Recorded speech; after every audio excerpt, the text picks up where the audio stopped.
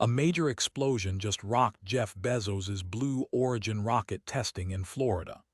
This is a massive setback for the spaceflight company and its ambitious race against rival SpaceX. On Earth, the AI revolution is sparking serious debate. Box founder Aaron Levy warns of AI psychosis, where companies like ClickUp are cutting 22% of their workforce, replacing humans with AI agents. It's not all doom and gloom. Enterprise AI search startup Glean just tripled its annual revenue to $300 million. Their secret? Helping companies cut budgets, proving AI can be a massive selling point.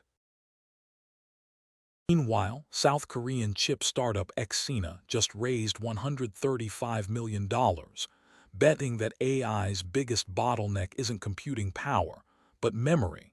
This could redefine future AI development.